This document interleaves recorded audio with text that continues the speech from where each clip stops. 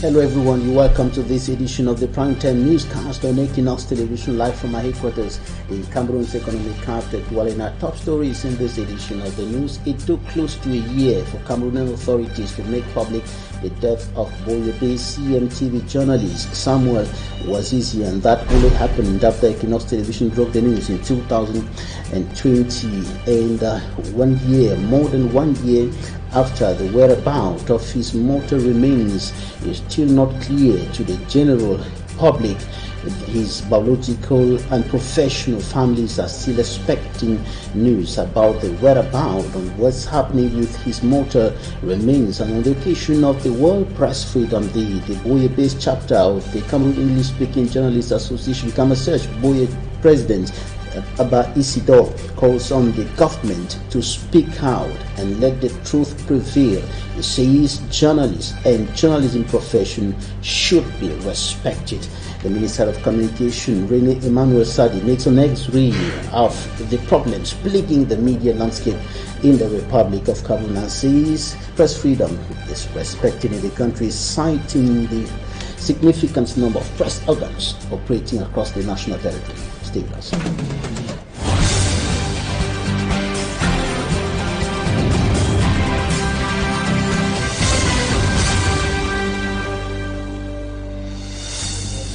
Thank you for joining us at this news hour. I am Babli Jonathan.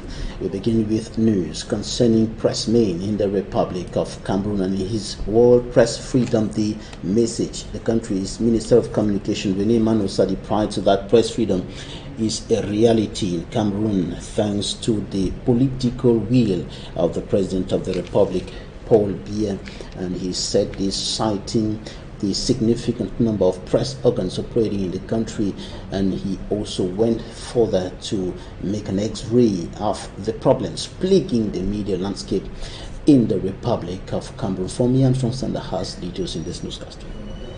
Should be noted that in his World Press Freedom Day message, Cameroon's communication minister bites and blows the Cameroonian press. Cameroon Communications aims to better inform, beginning with an overview of the context within which Cameroonian media men and women strive.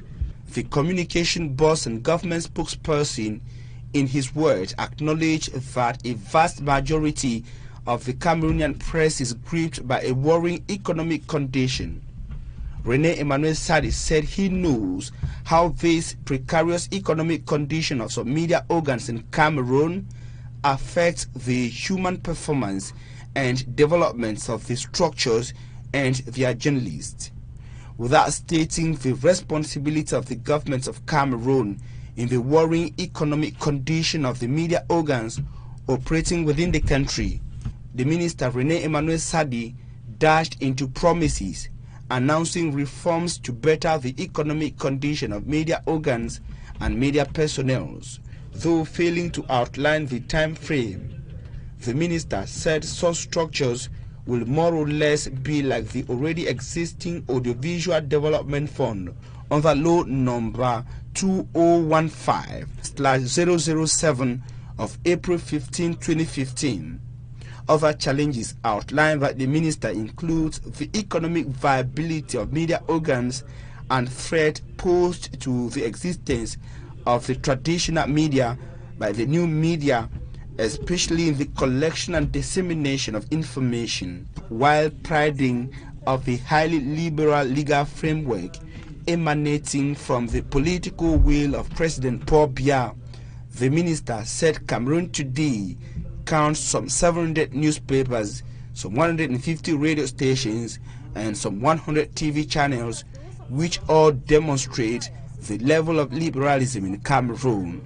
However, the minister at the same time became bitter on what he qualified as radio and TV debates, transformed, according to him, into verbal verdicts, insult, defamation, persecution of individuals and institutions. The minister rounded up with threats against what he qualified as irresponsible content disseminated by some media organs in Cameroon. Minister of Communication Rene Emmanuel Sadi threatening some media organs over what he qualifies as irresponsible content broadcast by some media organs in the country. And reacting to the press or World Press Freedom Day statement of the Minister of Communication, the Boye chapter president of the Cameroon English-speaking Journalists Association, Abba Isidore, said the minister was balanced, highlighting the fact that he went forward in elaborating on the problems plaguing the media landscape, and also highlighted the significant number of press organs in the country. But he points out several loopholes in that statement of the Minister of Communication. He spoke to Derek Jato in Boya and said that the Minister of Communication, or the government as a whole, should speak out on the whereabouts of what's happening with the body of Boye-based CMTV journalist Samuel Wazizi, who died in military detention. Until today, his biological and professional families are still expecting his mortal remains. If the country respects press freedom, Abba Isidore said these actions should be taken by the authorities. Take a seat. I think the minister's address to media men and women as they celebrate the 31st edition of the World Press Freedom Day, to me, was balanced. If I want to use a word, it was balanced. First of all, he tried to x-ray the problems of the press and the steps the government is taking to see how to alleviate the decision of the press, to the situation of the press. But I also want to say that the minister should not think that having 700 newspapers, which are periodicals and of course satellite papers of the party, having 150 radio stations, having 100 television stations is synonymous to freedom of the press. We think that the government has made some strides, but a lot still needs to be done in terms of alleviating the political economy. We want to see a press that is vibrant, a press that is economically viable. We want to see the enabling environment to be able to make the press to strive. A lot of journalists are still incarcerated by the government. The government should be looking into these issues. And of course, if Cameroon prides itself as one of the countries that respect freedom of the press, then it is time to grant journalists in an information act to give them unconditional access to public information. When we start doing this, when we start looking at the economic situation of journalists, when we start providing an enabling environment for press to strive, then we can start talking about a press that is very vibrant and supporting the government in its democracy. And we want to also use this opportunity as a Kamasesh president, Boya chapter, to tell the president that some years ago, the president asked that an investigation should be carried out into the death of Wazizi, one of our members. We are still waiting for the result because till now, nothing has been said to it. Is it that we have forgotten? If we want to pride ourselves to doing what is correct and upholding press freedom in Cameroon, we should start acting and acting in the interest of the press. In the same vein, the national president of the Cameroon Association of Media Professionals, Cam Solomon Agborem, called on governments, or better still authorities, not only in Cameroon but across the African continent and the world at large, to take necessary actions to protect journalists and the noble profession. Take a listen. As we commemorate World Press Freedom Day today, it is important to underscore the selfless role journalists across the world play to shape opinions through the dissemination of information for the betterment of our society. The theme for this year's commemoration, Journalists Under Digital Siege, is timely. It fits well into our context in Cameroon. When journalists believe they might be targeted by government, hackers, or better still, pulled into a criminal investigation or searched and interrogated about their work, their ability to inform the public erodes. At a time when information gathering, treatment, and dissemination is critical. Amidst pandemics, we urge all government to see the work of journalists as an important element in modern-day democracy and sustainable development. Without a free press, each society could become a shadow of itself. I wish to also take this opportunity to appreciate the efforts of all journalists in Cameroon and members of the Cameroon Association of Media Professionals in particular for their selfless efforts. Thank you for holding the fort. The secret remains for you to be professional. Despite the precarious work environment, journalists in Cameroon have continued to thrive. We would not relent. Don't relent. And the Department of Journalism and Mass Communication of the University of Buea has called on its students to remain determined and focused in this challenging society. And the call came from the head of department, Professor Kingsley Ngange, during the celebration of the World Press Freedom Day today, as Derek Jato reports on Buea. Celebrate it under the theme Journalism Under Surveillance. Kingsley Ngange, Professor of Journalism and Mass Communication and the Head of Department of Journalism and Mass Communication in the University of Buea, expatiated on this 2022 theme of the World Press Freedom Day. Journalism under surveillance, under this digital siege with the coming of technology. What is the place of professional journalism? Where quacks and charlatans, where governments and all powerful people are interested in controlling who we are and what we are. Can we stand up to say that we still own the media landscape as professionals? That's the question. And urge his students to always remain determined and focused. So what I tell them is be strong, be brave. I did it all. I went to journalism school about 25 years ago.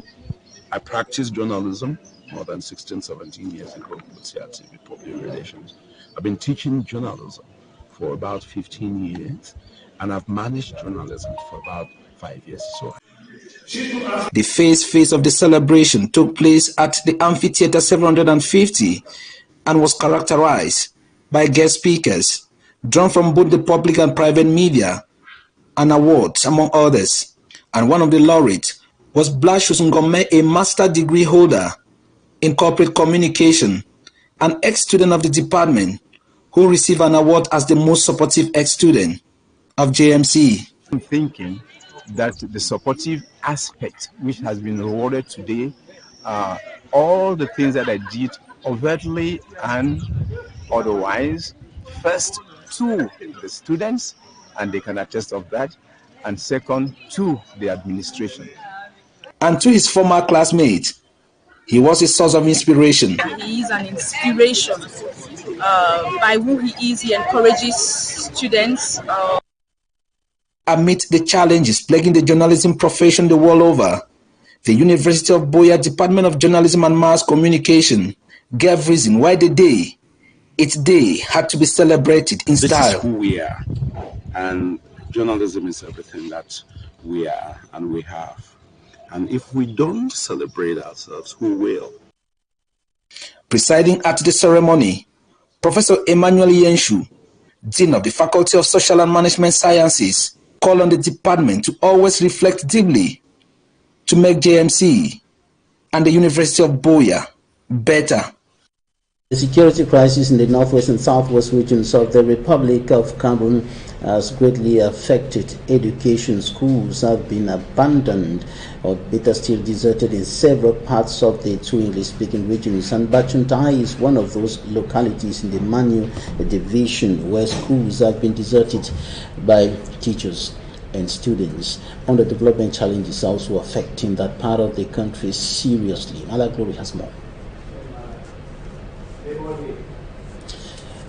We will not be having Malaglory in this newscast. We shall be coming back to that in a subsequent news edition. It's time for us to talk about Labor Day, a day that was special in Equinoxe television, a day that was consecrated to one of the employees of Equinoxe television, now ex-employees, Samuel Chufa, who has been working with the media conglomerate for more than 10 years. And of course, we bring to you a report on his departure to retirement. Take a listen.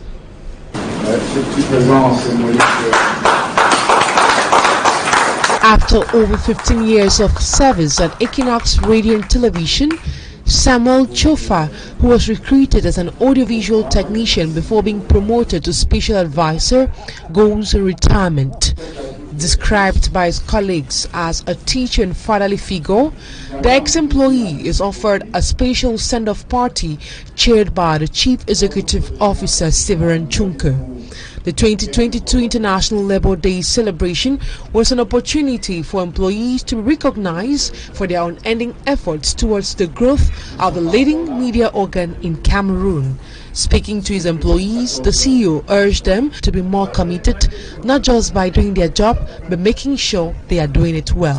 The 136th edition of Labor Day is commemorated under the theme World of Work, Fight Against COVID-19, Protection of Jobs and Productivity.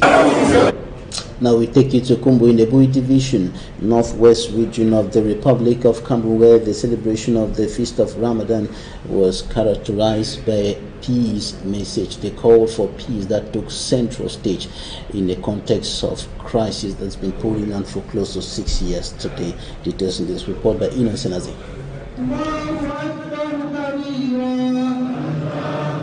Muslim faithfuls in Kumbu, Bui division of the Northwest region celebrated the Feast of Ramadan 2022, still amid the Anglophone crisis. Gathered in the Kumbu Central Mosque early Monday for prayers, the Imam prayed Allah for good health, peace and protection of the sought land. Our main message is unity and also peace, and that we should love each other, we should avoid hatreds, and we should collaborate. Emphasis was also laid on the need to help the suffering and poor. We should help the needy. We have this temptation in our land which all of us are aware of, and we know that our brothers and sisters, the people who are suffering from this, so we have to help them. There are widows, there are orphans, there are patients in the hospital. You go to the hospital, you see people who are sick, they have been discharged, they are not able to pay their bills. Let us work in collaboration to see how we can help these people, because it suffices for somebody, a Muslim who is having wealth, who is supposed to give zakah, who can go to the hospital and ask the authorities in the hospital for those patients who have been discharged, who are not able to pay their bills, and he help them use that zakah and pay their bills. On such a day, everyone has to be happy. You don't want that. You want that in a day like this, somebody should be frowning. Somebody should meet somebody who is having anger. We need that. All faces should have joy, because we call it the day of joy, the day of celebration, the day of festival. The deputy imam stressed on the need for people to fear God and trust in Him for a better tomorrow. We call on people to fear the Lord, to commit themselves on the Lord, and as far as life is concerned, and that's where we are going to have joy in this world and in the hereafter. Joy that can only be enjoyed through unity. For the Muslim women in Kumbu, I'm saying that unity is strength. So I'm saying to each and every Muslim women in Bui, that we should join hands together and beg Allah to put us on the right path, to guide us and to make us be firm in our faith and push Islam ahead. Muslim faithfuls were also advised to pray relentlessly, fast, and help the needy without postponement, for tomorrow might be too late. Now we wrap up the first part of this newscast with this editorial on the efforts of a young Cameroonian who returned from abroad in order to find solutions, sustainable solutions to the problems of unemployment, underemployment, poverty, hardship in the Republic of Cameroon. And Gala Boris established Boris Bazoum Youth Empowerment Incubator to raise young business persons who are going to bring up vibrant and create business ventures in the country. Details in this report.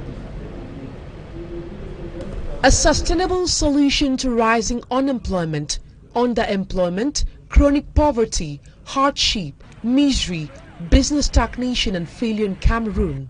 This is the vision and mission of Boris Bazoum Youth Empowerment Business Incubator, established in Bonaberi, Douala 4 Subdivision. This marvelous edifice standing here today, it was a picture one day in my mind. We are here to provide solutions. We are here as an open space to help entrepreneurs to hold their hands through their journey of development, developing in business, developing in their career, developing in the ecosystem, because we are an ecosystem builder. And what you see here today has taken 3 good years to come to light. We are here to stay, and we're here to multiply to even other regions, because we have a clear plan, we have a clear strategy, we have a 5-year plan, we have a 10-year plan, we have even a 15-year plan. And one of the main things that I do in order to help businesses is business consultancy. And with this, we help businesses to have structures. Cameroon's Minister of Small and Medium-Sized Enterprises, Social Economy and Handicraft, Achille Basiliken III, officially opened BB Incubator. In the presence of a handful of other state officials, he thus placed the seal and trust of the state on the company. Thank you, Boris, for this vision, and needless to say, you have my support personally, but also the government support. His Excellency, the Minister of Small and Medium-Sized Enterprise, in fact, I want to take this opportunity to thank him, because even during his speech, he reiterated that we were in Riyadh and he saw what I was doing there. I was not there for fanfare. I was there, I meant business. BB Incubator is a giant herb not only for beginners but also for economic giants. Up-class technology, a startup that is incubated at the BB Incubator. We are an online platform where we sell electronics products such as computer, phones, and electronic gadgets, and we deliver in 24 hours all over the country. We equally repair everything we sell. WS4E, the LMS, an e-learning platform which is under the BB Incubator. The platform, as you can see, as you are seeing, is a platform that creates animated video lessons which are used to support the normal learning process that is done in schools. Glam House is an interior decoration startup geared at providing customers with maximum proper finishing, good qualities, good color matching. Garden of Eden is all about transformation and processing, and we have a lot of products that we are working on, like our vinegar out of fruits, our tea out of avocado. We have drinks here produced out of fruits and drinks we have produced out of vegetables. So we have with us here baobab milk, we have pineapple, we have gin lemon. A startup at the BB Incubator. Our service is photography, infography, videography, and also branding of corporate companies. Startups launched in BBI speak volumes of the benefits of enrolling in the incubator. When I got to the BB Incubator, I got some trainings and it was really fantastic. BB Incubator is giving us the opportunity to create these videos. Like they have a well-furnished video lab, and they give us all the facilities that we need to run. BB Incubator has all the services needed to make a startup become a real company. The CEO of BB Incubator, Mr. Boris, is actually an enlightened leader who has the vision and what it takes to propel us to the direction we need to go. Becoming part of BB Incubator is simple. Pour être à BB Incubator, premièrement, c'est d'abord l'idée. Il faut avoir une idée de projet et avoir cœur de vouloir le porter vers l'avant, de rendre cette idée en business. Donc, dès que vous avez cette idée, vous pouvez venir soit à BB Incubator, soit vous pouvez vous enregistrer à travers le site internet. Et vous n'avez qu'à cliquer sur le lien Register. Et vous pourrez avoir accès au formulaire que vous allez remplir, vous allez vous enregistrer et puis vous recevrez un message. It is active citizenship that makes a nation. And an institution like BB Incubator is aimed at teaching people, especially young people, how to stop being dormant citizens to become active citizens, especially economy-wise. If you don't do what you know will do you. Commitment, responsibility, possibility and support are the core values of BB Incubator and its founder and Chief Executive Officer Ngala Boris Nzi. Talking Point is up next.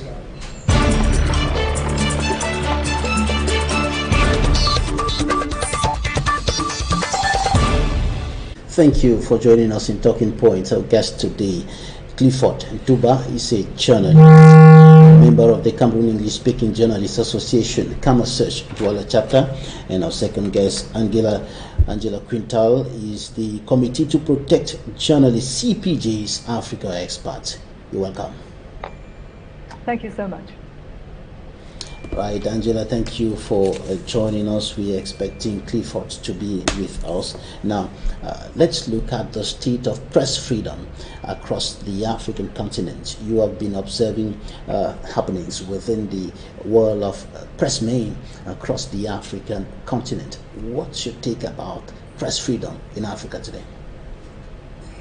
Well, thank you. I think just like democracy is under threat throughout the world, and press freedom is under threat, Africa is no different. We've certainly seen a retrogression in terms of press freedom across many, many countries in the continent, including Cameroon. Right. Now, you've been looking at how things have been happening in the different African countries. In Cameroon, for example, you've been highlighting issues of violations of the right of the press, journalists who are arrested and detained and so on. And today you must have heard in this newscast the president of the Cameroon English-speaking Journalists Association, Boye chapter, Abba Isidore, calling on government to speak out on the case of Samuel Wazizi, the journalist who died in detention, and his death was only announced close to a year ago after Equinoxe television made the revelation. What's your opinion about the way pressmen are treated by the authorities, the way pressmen and of course journalism, the journalism profession as a whole is regarded by the authorities? Well, thank you. So Samuel Wazizi and what happened to him was unconscionable. And it symbolizes what we mean when we say that when you are a journalist in Cameroon, you are under threat. You can disappear in the system as Samuel Wazizi did, and that it took 10 months before the government was prepared to say that he had died in custody, just shows the level that journalists do face in terms of their own safety, their own security, and in fact the fact that the government and its agencies obviously do not protect the press.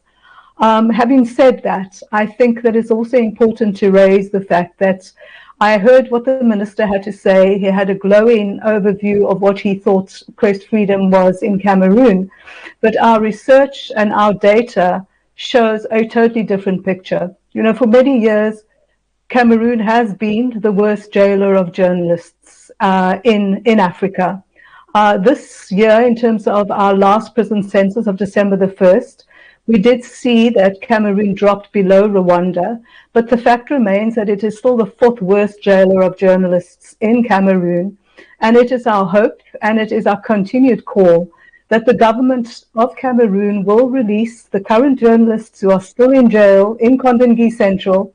There are at least 5 of them who remain in arbitrary detention, who are in jail because of their journalism, and we urge the government to free these journalists.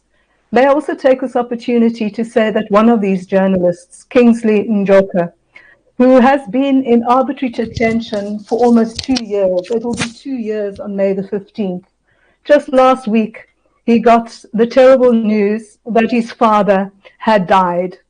The father's funeral is now on Friday, and CPJ has been trying to speak to authorities in the hope that the authorities will show some compassion, and that someone who has not been charged, who has been held in arbitrary detention, who is still in pre-trial detention, will be given the opportunity to lay his own father to rest.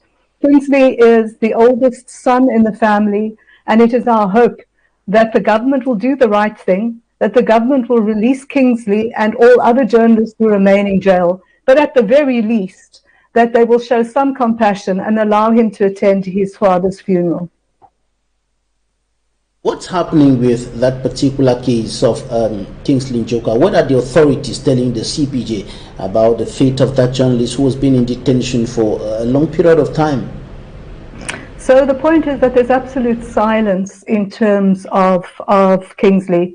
You know, the government did claim to the United Nations that he is being held on state anti-state charges. But the fact remains that there is such a thing in terms of international law as a right to a free trial and a right to a speedy trial. The fact that the government continues to keep Kingsley in jail, it will be, as I said, 2 years on May 15th since his arrest, and that they have yet to prosecute him or ensure that he has a proper trial, just points to the fact that this is an arbitrary detention, which the United Nations itself believes is an arbitrary detention.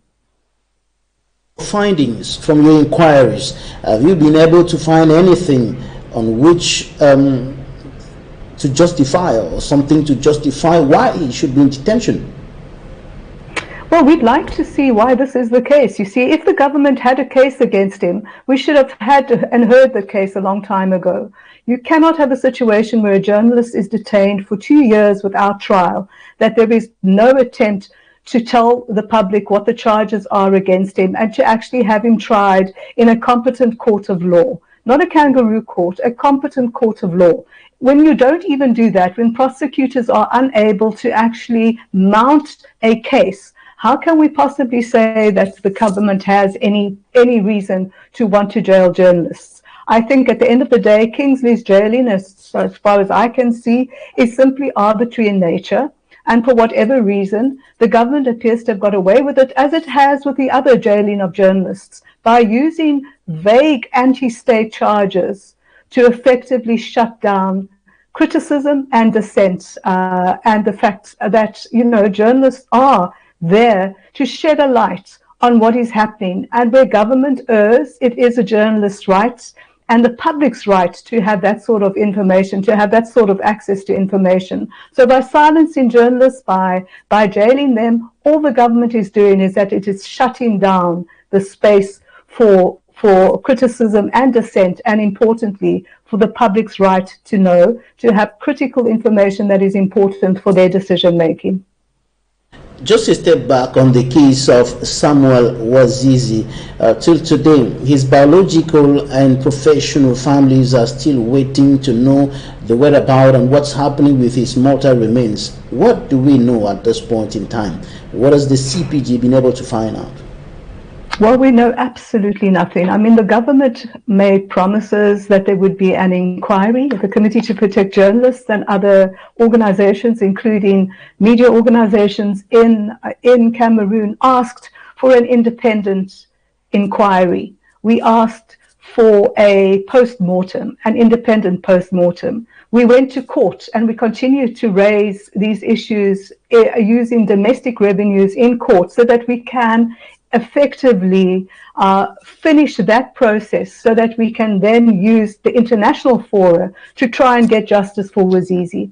There's been absolute silence, and there's only been lies from government spokespeople, from the military in itself. The fact that the military lied and said that they had told the family to come and remove his body from where it was being kept in Yaoundé, is in itself unconscionable. They never contacted the family. The family found this out because Equinoxe had gone and actually said what we had all known and which we had hoped against hope was not true, that he had died in custody.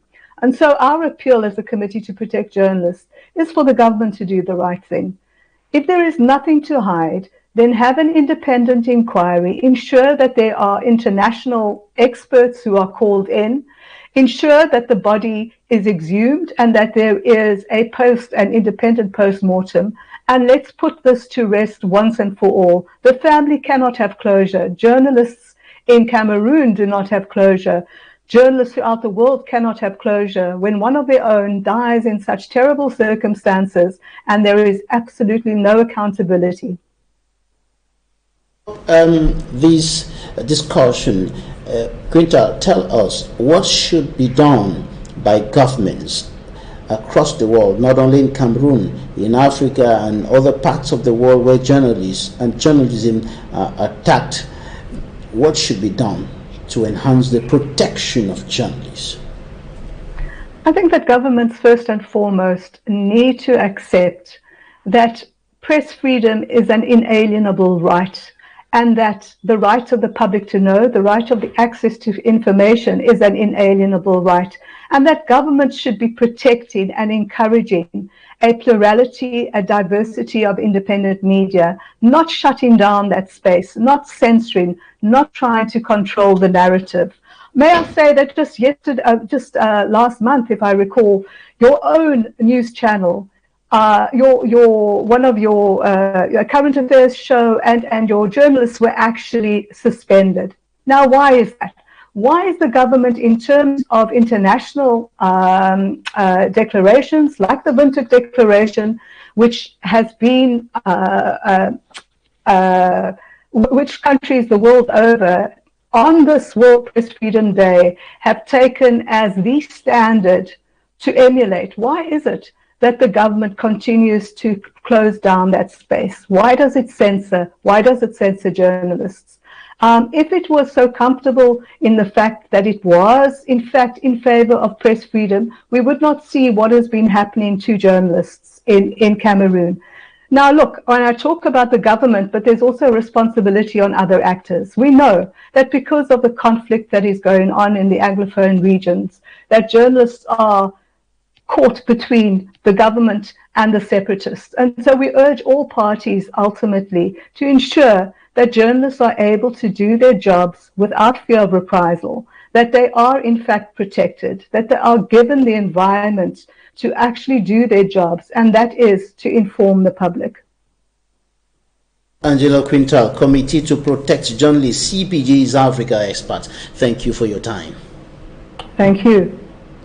Unfortunately, we couldn't have Clifford Tuba, member of the Cameroon English-speaking Journalists Association, Kama Search Douala chapter in this discussion today. Thank you, ladies and gentlemen, for staying with us in this edition of the 6 p.m. primetime newscast on Equinoxe Television. In about 20 minutes, Sergio Lemotois and his guests will be in your homes with Equinoxe. Stay with us.